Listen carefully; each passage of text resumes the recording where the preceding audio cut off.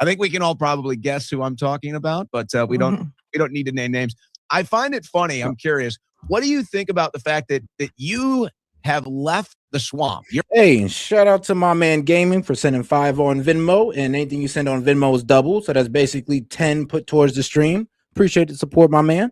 And he pretty much said to help with the live, what y'all cover last live. I believe what we covered was, let's see here. I think it was, of course, we covered Epstein because I've been covering Epstein since the file's been completely dropped.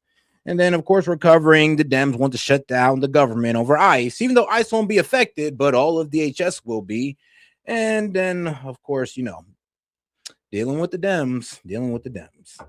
Not really covering it, but hey, it is part of the show. You're out of the swamp. You're not dealing with it. And yet your husband is still in there every day dealing with the swamp monsters. Do you guys laugh about that? Yes, we do actually. And, he's got a tough job. He's, of course, covering as much of the administration and all the news as possible. And it's definitely a lot to keep up. But I'm always so proud of Brian. He does an incredible job and truly appreciate him. He's my number one supporter. Well, we definitely appreciate him. I know I know it gets tough in those press gaggles, especially with all the pressure the administration is kind of applying to the media, which has always kind of been Trump's technique. But I think more of it is now applied to the right, where if you don't get in line, the pressure starts to get exerted on you. So I'm really glad that there are some people that are on the right, politically on the right side. And I think on the right side of some other stories too, not even the political lines being drawn, but just the right. Yeah, we do have our hardliners on the right who think that they control the right, like you can't be on this side or MAGA if what?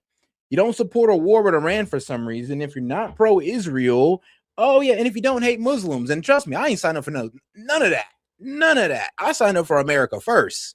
And I'm pretty sure that's what MAGA is, but we have our bad actors in here who want to add these, I'm going to be real with you, these nonsense positions that don't help us create a better country whatsoever.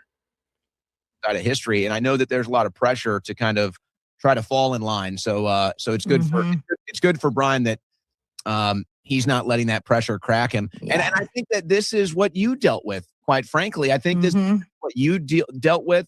This is what we've seen Massey deal with. Yeah. Do you want to kind of talk about that pressure and the difference between the first administration and the second administration as far as that pressure exerted against the media is concerned? Yeah, and I think this is a great topic. It's something that needs to be talked about on our side. The Democrats don't do this to each other. They support one another. In every single way. It's actually incredible. I don't know about that. I'm envious of that. I wish on the right. I don't know about that. It's like, let's be real. Look at Fetterman. As soon as he supported ICE, they pushed him out. Look at AOC. As soon as he wanted to start allowing money to be sent to Israel, she started getting heavy criticism. So let's not sit there and pretend like they're all in unison over everything. Now, when it comes to the F Trump agenda, of course, but they have their topics that they're kind of split up about as well. That we were more supportive and actually had everyone standing for what we campaigned on, not just campaigning and making promises like you heard in 2024 and in 2020 and even back in 2016. But when Republicans get in full power, actually following through in action and legislation and votes, as well as decisions made in the admin and the White House, literally delivering exactly what we promised. That's my frustration. But what we're seeing right now on our side, and it happened in the first admin, is there's a lot of knives out. And if you are not 100% loyal, literally like a mind hive, then you are attacked. You are called ridiculous names like panicans. And you're pushed all the way out, like you saw what happened to me, what you're seeing happen to Thomas Massey, what you see social media influencers get attacked if they are not towing the line and speaking the absolute MAGA talking points. And then you also see it in the press. That's why I kind of now in the center right. Trust me. I got pushed to the center right after my commentary on what was going on in Palestine, Iran. Apparently, if you're not gun-ho into war, I mean, I guess you're no longer MAGA. If you don't hate Muslims, you're no longer MAGA. I mean, if you're not pro-Israel, you're no longer MAGA. And it's kind of crazy how that like it evolved into that, because that is what's causing the civil war in MAGA. Is that there's this one side that I don't know, they're just running on complete hate. And then there's the other side that just wants to make this country work for the American people. And there's a division inside of MAGA. One side that's all for the killing and destruction, and one side that's for the betterment of the country. You know, and I don't really give them total credit because I don't think they've ever been fair to the president or even fair to all of us. They have not been fair to us in our views. But you see this high stakes demand to be literally 100% like a drone. And that's ridiculous. We're Americans. We can have our own opinions. We can say whatever we think and feel. And that is exactly how it should be. But there is a problem on the right, and you're seeing it in Congress, you're seeing it in the admin, and I think it's going to continue to get worse. Yeah. Well, I think a lot of people now are sick of the left-right paradigm, and yeah, I'm kind of the same way. I don't like being put in any of these boxes. I mean, there's no doubt. If we're talking about raw politics, most of my policy beliefs or arguments are going to fall into what would be considered the right wing.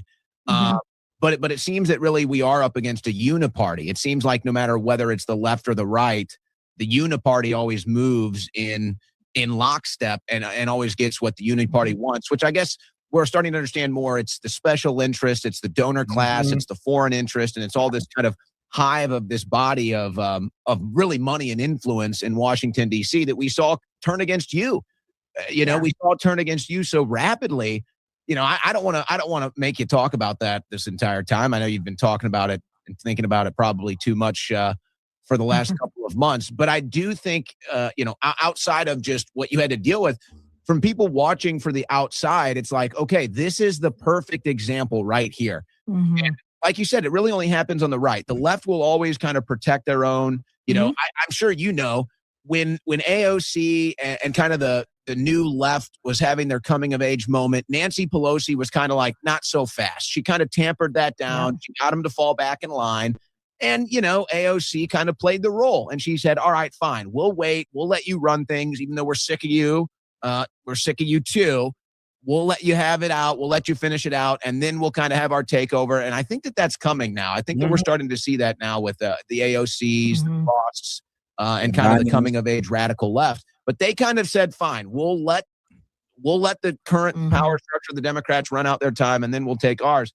That is true, because whenever these old Dems F up, bro, it be Schumer, Jasmine Crockett, bro, it be the youngest of the Dems that are out there ready to have them resign, step down, they need to go. And I respect it, because I'll be real with you, they do need to get out of this old leadership, because the old leadership is kind of, well, I'll be real with you, it's kind of a failed Democratic Party.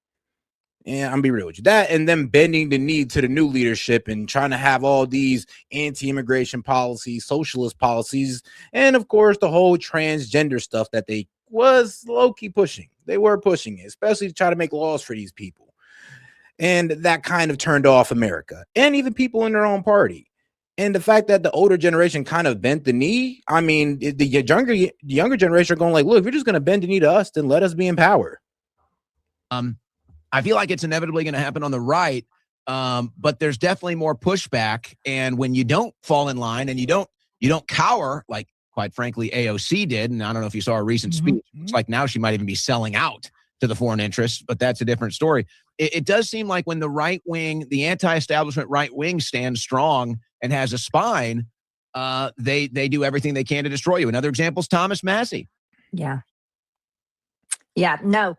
Two issues there. I'll address AOC. She's absolutely sold out to foreign interest. Yep. Last year, I brought multiple amendments to the floor for votes to remove funding of foreign governments. Egypt was one of them. Israel was another one. And so I only had 6 members of Congress vote for my amendment to strip funding of Israel. And I had many more members of Congress vote to strip funding for other foreign countries, but only 6 voted to strip funding from Israel. And AOC was not one of the 6. It was some hardcore squad members myself and Thomas Massey. So there were only Because she's Jewish. I know. You didn't know? AOC is Jewish. Yep. 6 total members of Congress that were willing to actually go on record She's and admitted vote this. no. I'm sorry, to vote yes for my amendment. Here's the thing, though. You know what? I'm gonna be fair. Not because she's Jewish, the reason why, she didn't, stop funding for Israel. It could have just been because, she's actually a believer in the pro-Israel movement or the Zionist movement and all that good stuff. And I mean, that's fine. That's fine. But she did run on no foreign influence. She did make fun of the Trump administration for selling out to Israel and supporting the genocide and all this good stuff, just for her to turn around and, support the same thing that, she criticized the Trump administration for supporting. It is a bit hypocritical, but I guess those people got to her. I guess she couldn't ignore the AIPAC money, man. They probably threw some bans on the young lady to remove funding for Israel. And I think that's extremely important. So, AOC, she's also showed it in other votes that she stands fully in line, just like most members of Congress and senators do. They're completely controlled by AIPAC. They're completely, totally in line to do whatever needs to be done for Israel, whatever Israel demands and whatever Israel requires in order for them to hold power or to run for higher office. And so that needs to be said, and people need to understand it. The second thing there is, yes, if you, as a Republican, and I'll speak to the Republican side because the Democrats they're very similar, but a little bit different. But as a Republican, like Thomas Massey and myself, Thomas Massey is attacked every single day, and it's going to intensify until his primary in March. But they were going to do the same thing to me that we see happening to Thomas Massey. And, Thomas Massey and I are a little bit different. Our voting records are very similar, but we're a little bit different. I went to the mat for President Trump. After January 6th, I was one of the few, it was Matt Gaetz, myself, and a few others that didn't turn our backs on the president. And I was out there still saying, no, he is our president. He's the leader of our party. This was a stolen election. And I traveled the country campaigning for him for 4 straight years. I fought with all of my Republican colleagues in Washington. They hated him. They were trying to do everything they could to stop him from regaining power. And they frankly hated people like you, Owen. I know you served time in prison, which should have never happened to you. It was absolutely wrong. And all of that was so wrong that happened to so many people regarding January 6th and the weaponization of the government through the Biden administration. It was horrific. I'll be real, though. And I'm be real with you guys. You might want to look this up if you don't believe me, but the people who rode the hardest for Trump are the people who got sidelined. And the guys who were actually the anti-Trumpers, who was the anti-Trumpers in 2016, are the front runners. I mean, Ben Shapiro, Lindsey Graham. I mean, a lot of people who hated Trump is now like the head of Maga, and is absolutely disturbing. But those who are low-key going the hardest for Trump are now on the outside, and I don't like that. Most Republicans did not care. Most Republicans in Congress today didn't care what happened to you. They didn't care what was happening to anyone. And they were doing literally nothing to stop it. But I went on the forefronts and fought those fights because I truly believed in MAGA and America First, specifically America First. And I thought that is what MAGA is or was, and fought for the president. And so for in 1 year's time to go from being his literally most loyal, most ardent, loudest supporter in Congress to only, I voted with him 98% of the time. That's another thing. 98% of the time. I have never voted with the Democrats except on the discharge petition to release the Epstein files, and voting with a few Democrats, only 4 of them, to defund Israel. And so that was shocking. I'm gonna be real with you guys. I know a lot of people ain't gonna want to hear this, but we do have some losing positions here. 1, the war with Iran. 2, our overwhelming support of Israel, so being pro-Israel. And then I think 3, you know what? I think is it ICE? Nah, it's not really ICE, because I mean, people in MAGA support that. Like, we support that. But okay, I would just say there's 2. The war in Iran, which got us torn, and being so pro-Israel also got us torn as well, because for some reason it's not politically popular to actually sit out to sit here and support Israel during what they were doing in Gaza. It politically, it just isn't a good look. Especially continue to support them even after they're breaking ceasefires. Still isn't a good look, but we do it. And it's also not a good look when we're out here pushing for anti-Semitism laws to stop anybody from criticizing Israel.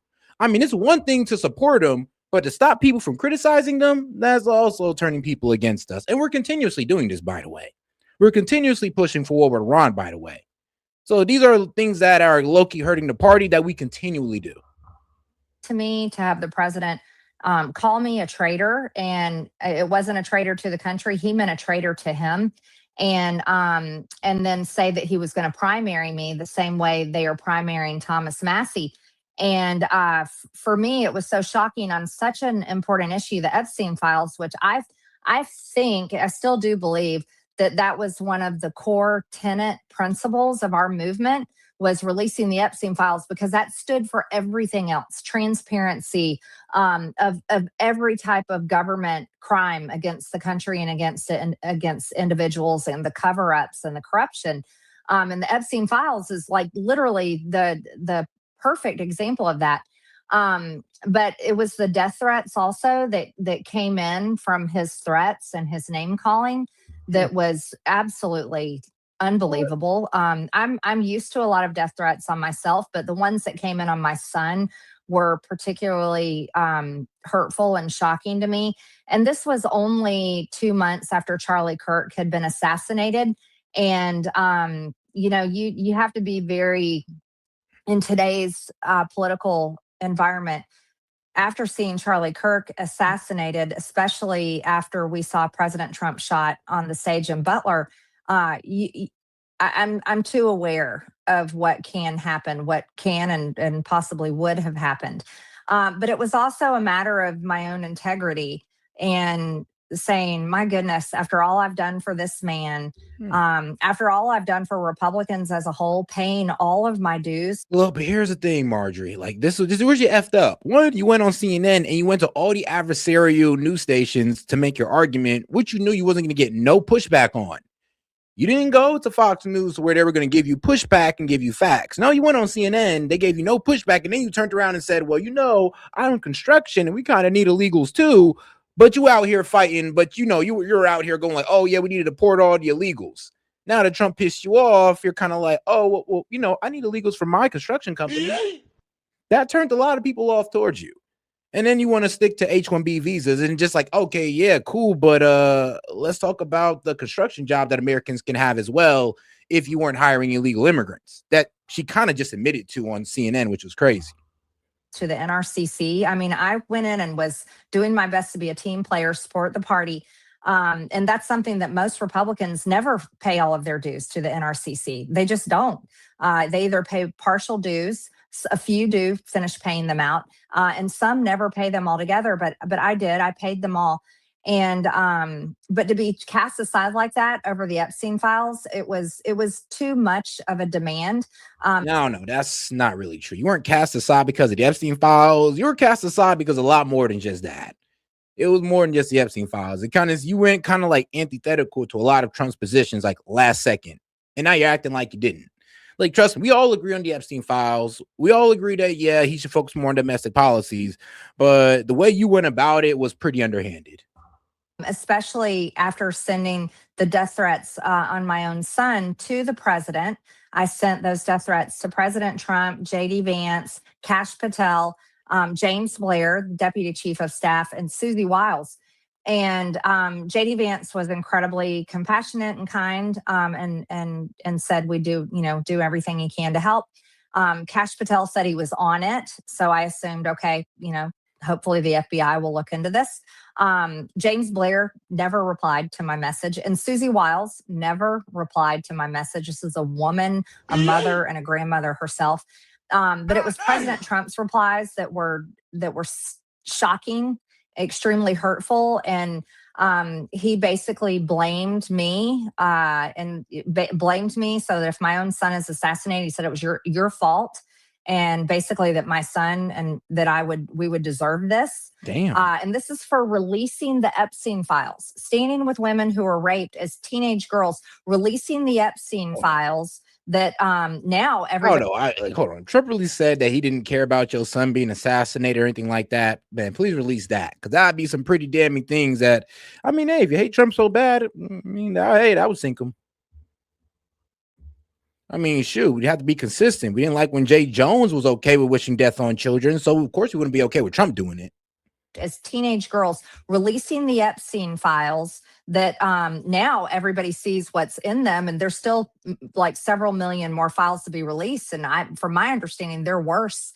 So I think everyone today can see that I did the right thing, and I should never be treated this way, the way I've been treated. I certainly did not quit on my district, but the bar was set too high for my own integrity to stay in a system that I find to be literally completely broken, to be a complete failure. This is going to sound so effed up, but this is why we can't trust. It's going to sound so effed up when I say this, but this is why we really can't trust women to fight for freedom in a way. I'm be real with you. Because, I mean, sis, you were right there in the thick of it and you quit. I mean, you were talking to the victims. You had all the power to keep on fighting for these women and you quit. I mean, you know the corruption that's going down. Did Thomas Massey quit? No. Did Rohanna quit? No. They kept pushing, but you quit. This is why we can't trust women to be the front runners when it comes to fighting for freedom or equality or justice. Why? Because you quit. And you were there. And you quit. Like, come on, man. How can we trust female leadership when we got y'all doing stuff like this? But vote for a woman. Y'all be quitting. When shit get real, when you find out women are actually getting trafficked, when you find out that there's some like corporate elite like corruption going on, you quit. That's when you fight harder. God damn it, man.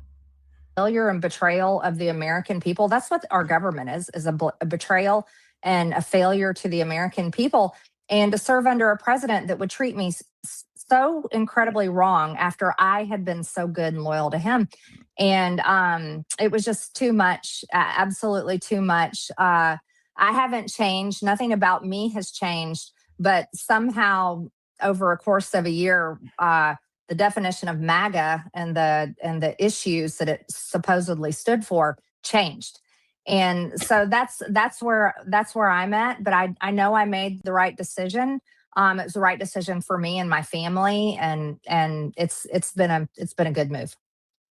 A lot to unpack there. To put a lid on the AOC thing, just this week she was arguing to an audience, some liberal conference she was at, that we need to restore all the foreign aid that Trump has cut off. She was arguing. I was like, oh my gosh, she really completely sold out to the foreign interests. But she's definitely running for either Senate or president. Then you can count on that. I wouldn't be surprised if we are seeing a Newsom Cortez ticket in 2028. Yeah. That's kind of my expectations. Yep. You know, you bring up a couple of the issues right here with MAGA and Epstein, and it does all seem to be connected. You know, live by the Epstein files, die by the Epstein files. Mm-hmm. There was kind of this, it seems like there was this concept that we could insert releasing the Epstein files as part of the campaign culture. Obviously, Patel talked about it at length. Dan Bongino talked about it at length. And then they get in there and it's like, okay, we do get some of the files, but it's like they don't want to do it. It's like it's a very like. Dan Bongino, bro, he cooked himself. I ain't gonna lie. One on Fox News tell us, oh, I seen it. I seen where the proof that Epstein killed himself, the files come out, and I ain't gonna lie. Shout out to that man, Dave Smith. He asked a pretty good question. All right, can you tell us where in the fuck does it show that Epstein killed himself? Because it did not show that in the Epstein files. And if you're telling us that you seen them, you seen the files, then where does it show it at? Because even the video that they have inside of his cell, it doesn't even show him hanging himself.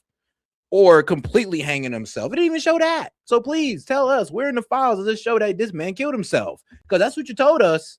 You said it was in there, and now they all been released. I'm looking and I can't find nothing. We're begging and pleading, like, hey, you said they would. They don't really seem interested in doing it. It feels like it's a struggle session, and quite frankly, I don't even think it's up to them. To me, it looks like the DOJ is not even in Trump's control. I think the Epstein files are all about attacking Iran. I think this is a public blackmail campaign on Trump or his administration to get them to strike Iran. Now we see there's more military personnel surrounding Iran, so it could be inevitable any day now. Maybe I ain't gonna lie though, the propaganda to go to war with Iran, bro, that is a chef kiss elite propaganda they got going on right there. Like, mwah, chef's kiss, because like, bro, I remember the Iranian people started burning that Bali statue. Bro, there was literally people on there saying that they were worshiping the statue. And Muslims are the complete monotheists. They're so monotheists they don't even recognize Jesus. That's how monotheists they are.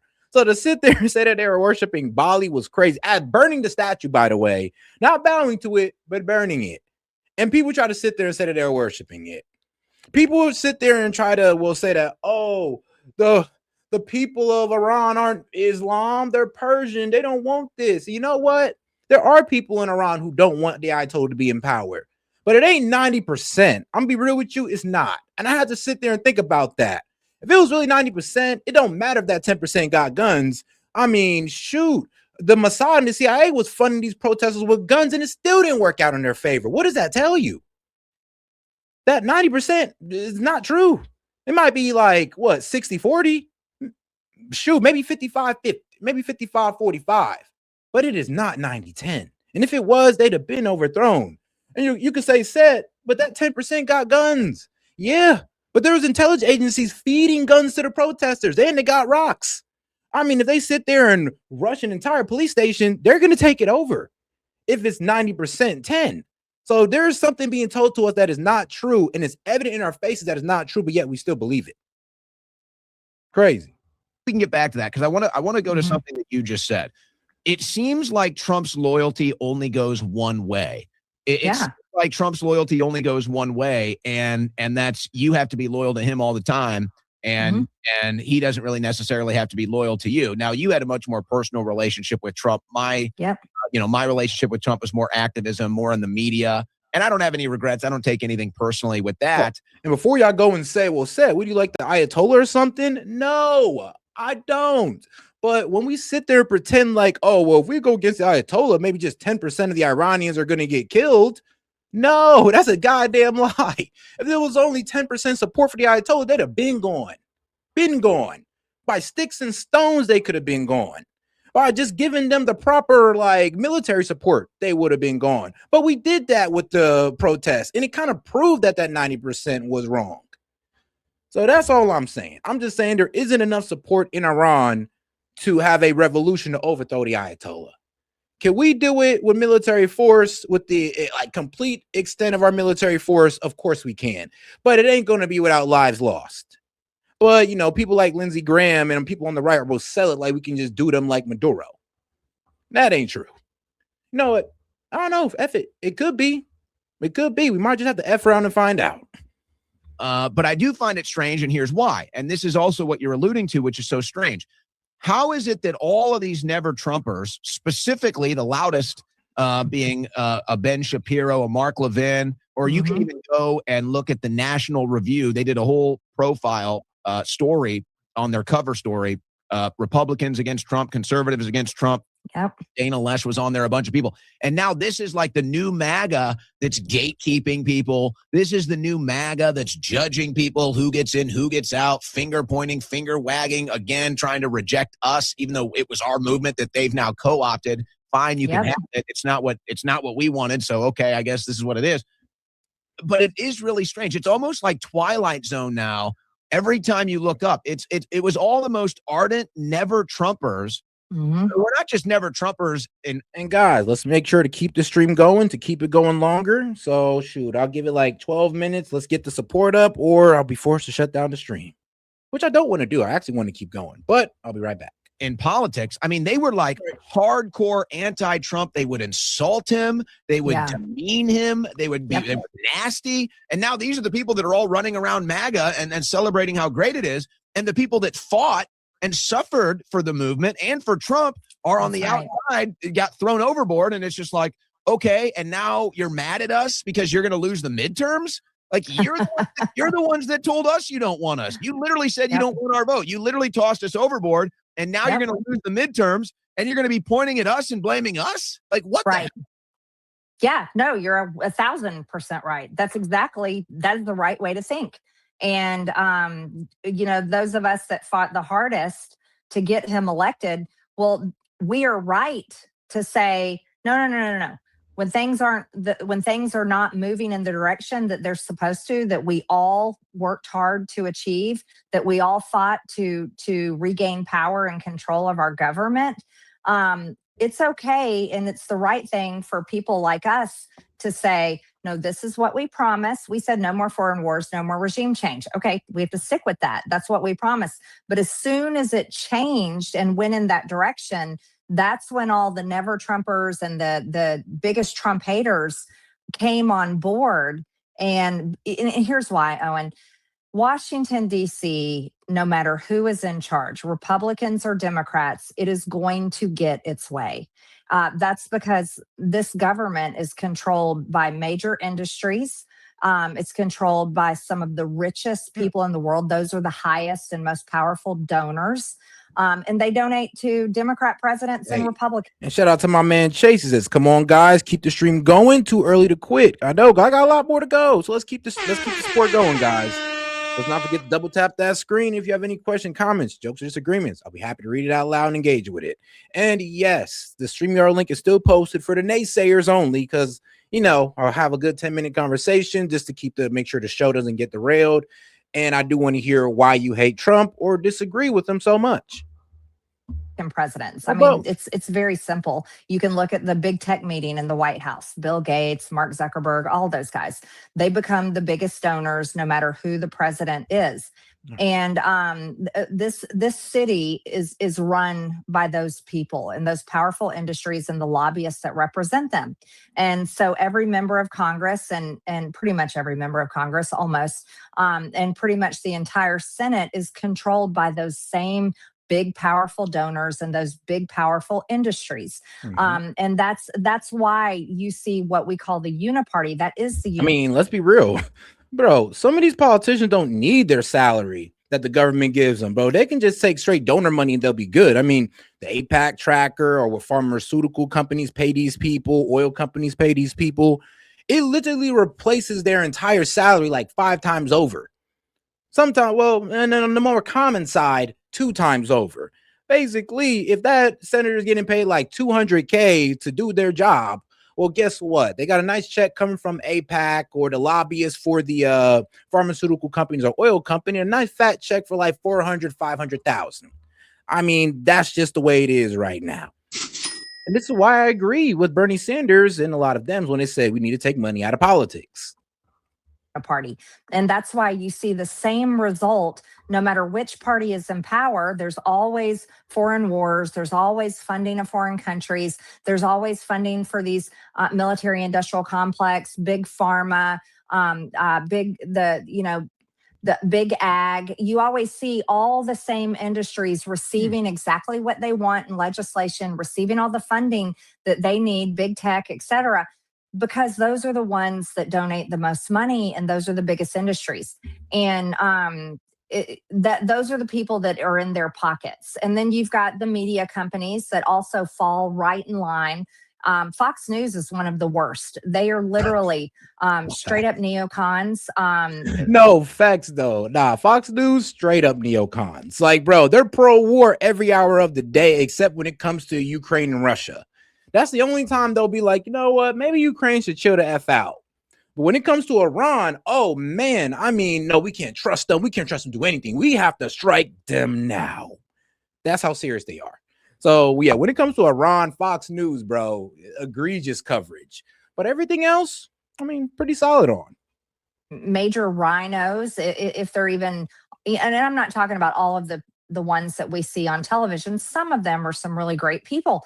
But as far as the executives and the producers are concerned, they're going to make sure that they are preaching the talking points that they want to spoon fed to their mainly boomer audience every single day, 24/7. And they won't cover certain stories. They won't have certain people. They never had me on. I was the type of Thomas Massey, they'll never have him on. We're the type of Republicans they don't want to have on. They'd rather have on Fetterman every single day. So, all right, if you're telling me that they never wanted to have you on and that's the reason why you never made your arguments to Fox News, okay. Well, I mean, that's on them then. I can't blame that on you. But, I mean, come on now. You didn't try? Because, I don't know. It sounds like she tried and they just told her to F off. Maybe that's why she went to CNN, ABC, and MSNBC. Maybe that's why. And make sure Fetterman never loses an election in Pennsylvania, no matter how hard Scott Pressler tries to flip that Senate seat. They're going to make sure Fetterman stays in power because Fetterman's going to demand that funding goes to Israel. And that's how this. I'm just giving a few examples of how this place works. The people do not control the government because you can't donate enough money. You can't, you don't have a big enough company. You're just a small fish. No, I will give you that one. Like, as soon as a politician is known not to support Israel, they are shunned out of the political party on both sides. On both sides, Democrat and Republican both do the same thing when it comes to Israel. If you do not support them, your ass is gone. Or you will not be supported in your next election, and the person who does support Israel will be. And they're going to put them against you. So it is what it is. In the pond. And now, should any type of country have that type of control over our congressmen and senators? No, but there are actually some people in this country who think that's perfectly fine. As long as it's Israel, though, of course. So they want to continue, and it's a two-party political industrial complex. And so the Democrats and the Republicans feed each other hate and tell you to be afraid of the other side. So they move Americans to get out and vote in these elections. And that's how the system is built. And it's incredibly corrupt. And I think many Americans today got to see a deep look into the nastiness of it and who the players are in these Epstein files. And it revealed exactly what the president told me on the phone when he was very angry at me back in September, yelling at me because I refused to take my name off the discharge petition. And he said, Marjorie, my friends are going to get hurt. Well, lo and behold, look at the Epstein files. My goodness. And it's, I think it's hard for a lot of people because they're so good-hearted, and they have been a believer in Donald Trump for like over 10 years now. I certainly have always been one of those people too. And they have a hard time believing that he would turn his back on them. What? It's hard to believe the betrayal. I mean, it's hard to believe. Yes. The level of betrayal is so high that it's hard to believe. And if you didn't have this mindset, I said this right after the election. I said, take note of this. I said, remember what you stand for, not who you stand for. You got to remember the what, not the who. Because if you lean into the who, and I mean, hey, that's a great